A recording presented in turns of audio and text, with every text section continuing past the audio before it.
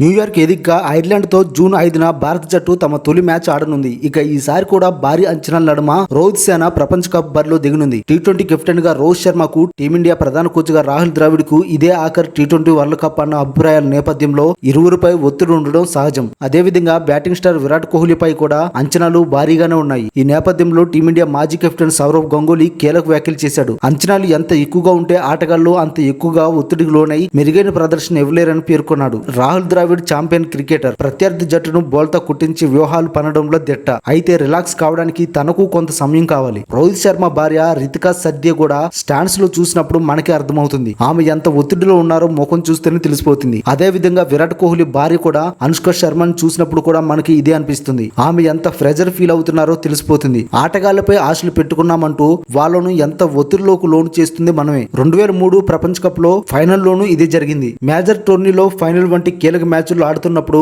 ఒత్తిడి పెట్టకుండా స్వేచ్ఛగా ఆడే వాతావరణం కల్పించగలగాలి అని సౌరవ్ గంగూలీ రేవ్ స్పోర్ట్స్ తో వ్యాఖ్యానించారు. అంచనాల పేరిట ఆటగాళ్లపై మానసికంగా భారం పడటం సరికాదని దాదా ఈ సందర్భంగా అభిప్రాయపడ్డాడు. ఇక వన్డే ప్రపంచ కప్ 2023 ఫైనల్లో టీమిండియా ఓడిపోవడానికి ఇదే కారణమని, ఆటగాళ్లు కూడా కాస్త రిలాక్స్ గా ఉండి ఒత్తిడి పడకుండా చూసుకోవాలని సౌరవ్ గంగూలీ చెప్పుకొచ్చాడు. ఈసారి టీ20 వరల్డ్ కప్ మన ఇండియానే గెలవాలని కోరుకుందాం.